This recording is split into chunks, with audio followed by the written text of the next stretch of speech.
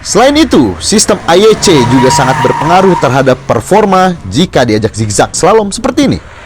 Karena memang IEC atau Active Yaw Control dapat mengatur pengereman agar mendapatkan handling terbaik. Jadi yang direm itu adalah ban sisi dalam ketika kita berbelok.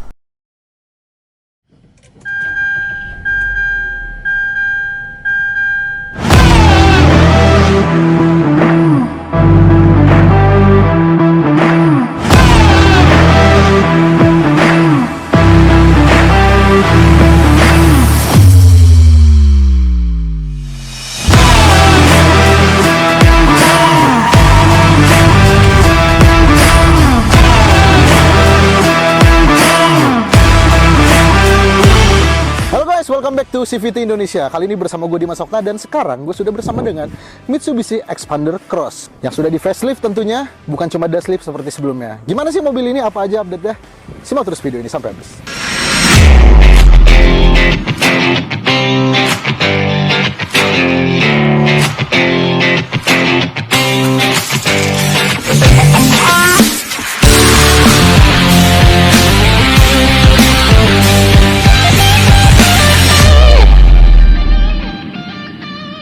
Sebenarnya mobil ini secara garis besar masih sama dan masih sama juga sama Xpander. Jadi kita bahas upgrade-nya aja apa aja. Di depan dia cukup banyak dapat upgrade ya. Kita mulai dari atas dulu. Pertama grillnya nih, dia udah pakai apa ya? Honeycomb mungkin ya, honeycomb, tapi honeycomb itu yang lebar-lebar gitu. Jadi nggak kelihatan seperti honeycomb, jadi ya seperti ya segi 5, segi 6. Jatuhnya segi 6 aja gitu. Tapi ini bagus sih dibandingkan dengan yang sebelumnya gitu ya. Lampu juga dia dapat baru. Sayang sekali ini masih lampu senja gitu. Padahal di pasar luar negeri ini udah di RL gitu. Kenapa nggak dimasukin aja gitu di RL-nya kayak. Tapi ya udahlah, itu suatu itu ya. Nah, terus gue dapet chrome ini ya. Chrome-nya nih kalau misalnya kita bandingin dengan Xpander tuh dia kan menajam gitu ya. Jadi lebih striking ya. Kalau ini tuh lebih kalem, lebih mengotak biar kesan itu lebih rugged gitu loh. Terus lampunya juga dia dapat lampu yang baru, lampu yang sama dengan Xpander facelift, dan sekarang sih mirip sama ini ya, sama X7 ya, sama lah gitu ya.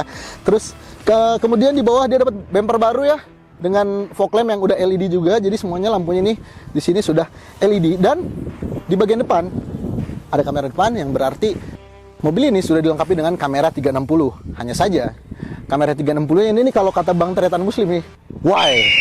Kenapa why? Nanti di dalam kita bahas. Sekarang kita ke bagian sampingnya. Dia sekarang tuh dimensinya yang tadinya dia agak lebih besar sedikit dibandingkan dengan Xpander, sekarang dia sama persis. Kenapa? Karena fender-fendernya ini ternyata agak mengerucut ya. Mungkin karena masalah fitting ban, karena di versi pre-facelift Xpander Cross ini bannya dia agak keluar gitu fittingnya. Nah, sekarang tuh sebenarnya bannya masih sama ukurannya, ring 17 205/55, tapi lebih pas aja gitu, jadi nggak kayak over lah bannya gitu. Terutama yang bagian belakang, karena yang belakang tuh sebelumnya fitmentnya tuh agak kok kurang gitu. Nah, sekarang tuh jadi pas gitu. Nah, untuk ground clearance-nya sendiri ya, untuk varian transmisi CVT dia itu ground clearance-nya 220 mm. Ini kalian bingung ya, kenapa bedanya dari transmisi gitu ya? Karena transmisi manual ground clearance-nya itu 225. Mungkin yang varian CVT itu dia ada lato-latonya di bawah ya. Potang, siapa?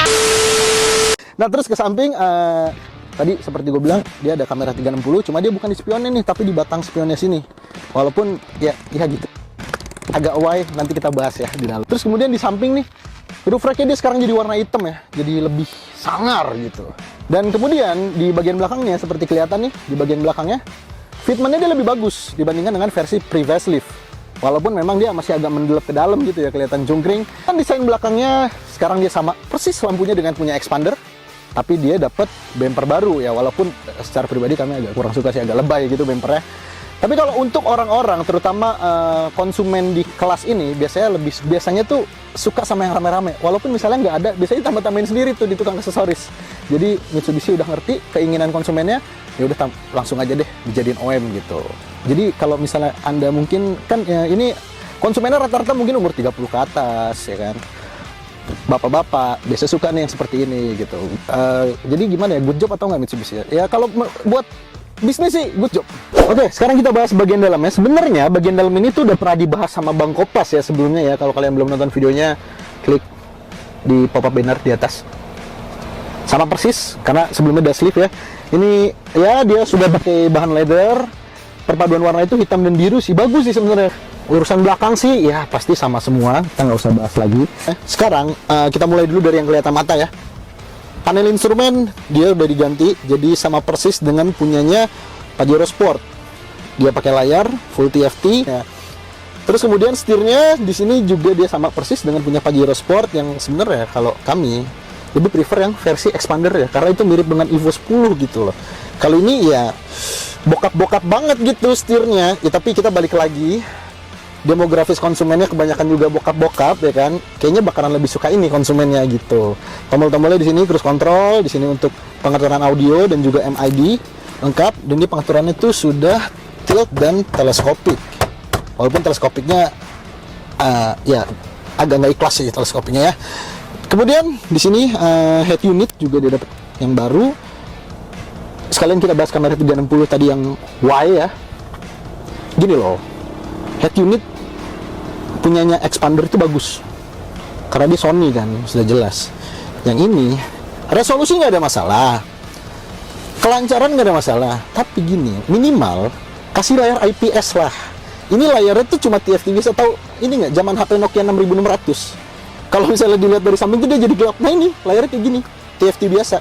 Nah jadi ketika kita masukin gigi mundur dan citra dari kamera ada di sini, kalau misalnya kita posisinya seperti ini nggak kelihatan. Ini hitam aja udah. Kita harus kayak gini nih. Masa setiap kita mundur kita harus kayak gini? Kan repot ya gitu ya. Nah terus kemudian juga kamera 360-nya dia nggak otomatis engage ketika kita masukin gigi mundur. Jadi kita harus pencet secara manual di sini touchscreen, baru dia engage kamera 360-nya gitu loh. Dan di update terbaru ini juga dia ada satu hal yang mirip dengan expander model Air 2023, di mana dia idling start stop ya, itu dia dihilangkan ya gitu. Nah tapi positifnya adalah fitur tersebut digantikan dengan wireless charging gitu. Wireless charging ini bisa dibilang fitur yang cukup oke lah, ada di mobil sekelas 300 jutaan untuk saat ini. Tetapi sayangnya adalah Android Auto dan Apple CarPlay-nya dia masih wired. Tanggung ya. Kalau misalnya sekalian bisa wireless, itu lebih oke lagi sih. Pada aspek mesin, tidak ada perubahan sama seperti update 2021 yang mana menggunakan mesin 1500cc bertenaga 104,7 PS dan torsi 141 Nm. Kini sudah dikawinkan dengan transmisi CVT. Namun, ada sedikit ubahan pada kaki-kaki dan sistem traksi terbaru, yang mana membuat sedikit ubahan pada rasa berkendara. Seperti apa rasanya? Oke guys, jadi sekarang kita berkendara nih bareng si Expander Cross facelift. Impresi yang gue rasakan dari mobil ini adalah suspensinya lebih keras. Kalau misalnya kita bandingin sama Expander, udah jelas karena kan dia dengan embel-embel cross yang harusnya bisa crossover, jadi orientasinya tetap nyaman, nggak sekeras itu juga. Cuma memang nggak seempuk si Expander gitu loh. Jadi memang mobil ini bukan cuma aksesoris doang nih, nambahin kata cross. Jadi bener-bener rasanya itu berubah juga gitu. Nah terus kemudian karena dia ada penambahan peredam suaranya, terutama di mesin, dia itu jadi kerasa lebih kedap kabinnya. Dan suara mesin kalau kita geber, dia masih masuk, cuma nggak yang sampai ngeganggu banget lah. Kasarnya kalau misalnya kita nyetel musik nih, musiknya masih bisa kedengeran gitu. Nah apalagi road noise-nya juga ini peredamannya sangat-sangat baik gitu. Apalagi kan mengingat ini pakai ban eko-ekoan lah ya gitu. Bisa meredam suara ban yang berisik itu sebagus ini, berarti memang peredamannya bisa diacungi jempol gitu. Nah, feeling dari setirnya ini, dia kalau misalnya lagi berhenti tuh enteng banget, bahkan bisa digerakin pakai jari gitu ya. Tapi kalau kita udah masuk ke tol, udah mulai kecepatan tinggi, dia akan memberat sendiri setirnya. Dan bisa dibilang mobil ini lebih stabil, lebih anteng ketika dibawa ngebut. Kalau misalnya kita bandingkan dengan Mitsubishi Expander. Nah kemudian rasa transmisinya itu gimana? Karena kan sekarang dia pakai CVT ya, sama dengan saudaranya gitu. Dia itu punya simulasi ganti gigi ya, jadi untuk membohongi diri sendiri. Dan dia cukup sigap sih kalau misalnya kita, let's say mau nyalip ya, sekarang kita lagi di kecepatan 70 km per jam, tiba-tiba kita mau nyalip, kickdownnya bentar, rubber band effect masih kerasa, tapi dia langsung naik. Abis itu ya nggak gimana-gimana banget tenaganya,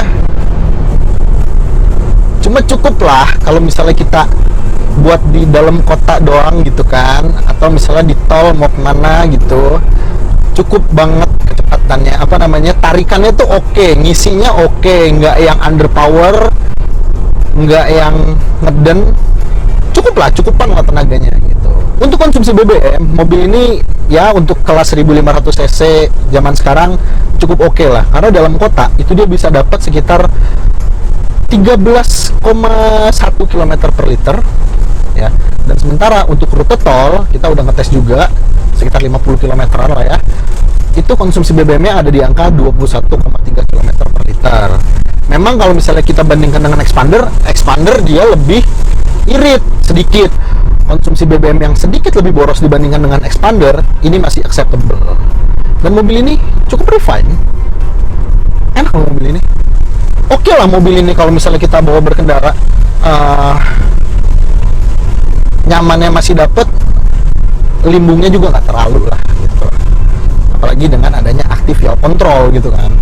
Nah, apa sih active yaw control itu? Jadi active yaw control itu dia sistem yang bisa kalau misalnya kita lagi berbelok atau di jalan licin, ketika kita berbelok itu ban sisi dalam dia akan melakukan pengereman dan torsi itu dialirkan sesuai dengan kebutuhannya gitu. Jadi ya efeknya bikin mobil lebih stabil, terutama ketika dibelokkan dan jalanan yang licin.